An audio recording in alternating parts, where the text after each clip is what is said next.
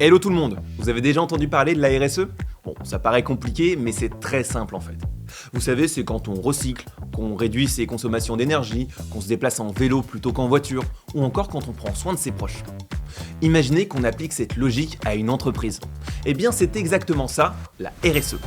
La responsabilité sociale et environnementale des entreprises. On prend soin de la planète et des personnes avec qui on travaille.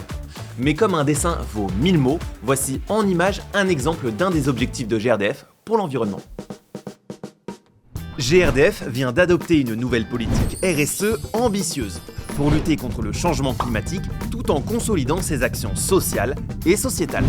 Afin de réduire son empreinte carbone, GRDF a calculé et publié son propre bilan. 668 000 tonnes de gaz à effet de serre produites, mais également celui de la consommation de gaz de ses clients et partenaires. Une transparence qui permet de fixer des objectifs réalistes, avec un plan d'action à horizon 2030, moins 50% sur les émissions de ses propres activités et moins 33% sur la conso de gaz de ses clients. Gaz vert et efficacité énergétique, c'est ça leur plan d'action. Et pour atteindre ces objectifs, GRDF met le paquet. 80% du budget, c'est pour la décarbonation, soit 700 millions d'euros. Alors maintenant que les objectifs de décarbonation sont bien clairs, on va retrouver Magali Serron, responsable RSE chez GRDF. Elle va nous en dire un peu plus sur la stratégie de l'entreprise. Eh bien les deux, l'environnement bien sûr, parce que la décarbonation, c'est le cœur de notre projet d'entreprise, mais dans l'environnement, il faut aussi regarder la biodiversité et l'économie circulaire. Et puis le social, évidemment, c'est une de nos forces, et donc que ce soit la sécurité, l'inclusion ou l'ancrage territorial, ça fait partie des choses qui sont reconnues pour GRDF.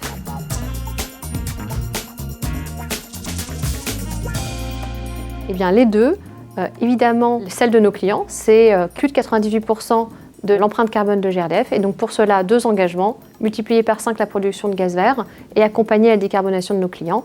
Et puis évidemment, il faut être exemplaire, et pour cela, on va diviser par 2 l'empreinte carbone de notre propre activité. On transforme parce qu'on a déjà fait beaucoup, mais pour atteindre nos objectifs, on doit faire plus, et ça veut dire transformer tous nos métiers dans nos actes et nos décisions quotidiennes. On a tous quelque chose à faire pour atteindre ces objectifs. Merci Magali pour tes explications limpides. Maintenant, j'aimerais vous présenter une entreprise de la Ville Rose qui voit la vie un peu plus verte. Ambromat est une entreprise du bâtiment qui recycle des matériaux de chantier pour leur donner une seconde vie. Et on me dit dans l'oreillette qu'on aura même peut-être le droit de visiter un chantier. Je vous l'ai dit ou pas? J'adore les chantiers. Bon allez, on prend la direction de Toulouse, on va retrouver notre guide sur place, la fantastique Fanny Flamand. Bonjour Fanny. Bonjour Bastien, bienvenue chez Ambromat. Je vous emmène visiter. Vous voyez tous ces matériaux de construction juste derrière moi? Eh bien, ils sont issus de l'économie circulaire. En fait, lorsqu'on est sur un chantier, on a toujours le même problème.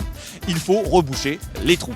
Imaginons qu'on construise une nouvelle route. Eh bien, l'entreprise va récupérer l'ancien bitume, elle va le transformer, et jusqu'à 50% de cet ancien bitume va servir à construire la nouvelle route.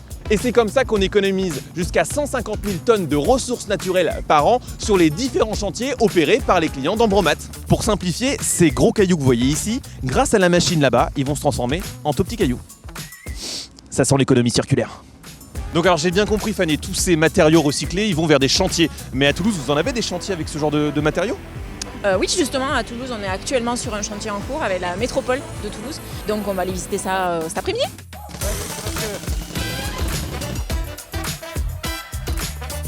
Bonjour tout le monde, je vous présente Bastien. Bonjour.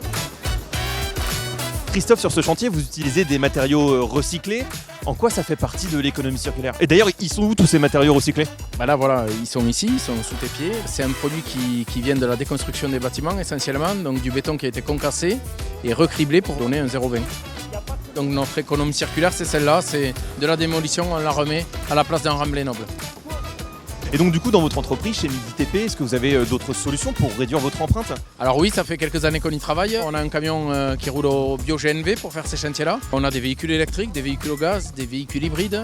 Aujourd'hui, notre idée, c'est d'être neutre en carbone d'ici 2040.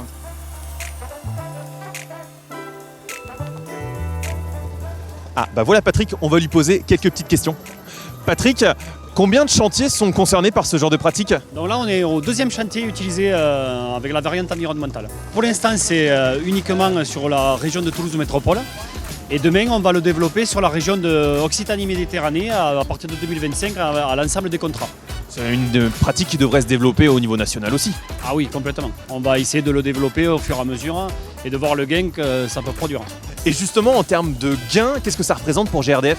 On est à moins 50% de gain en CO2. C'est ultra important. C'est très important. Bon bah merci beaucoup Patrick, on vous laisse poursuivre l'aventure. Merci, au revoir. Bon, et toi l'économie circulaire, t'en penses quoi? Alors Bastien, t'as pu poser toutes tes questions? Mais oui, et puis c'est super intéressant ce procédé. En fait, Toulouse, vous n'êtes pas la ville rose, vous êtes la ville verte. De plus en plus verte.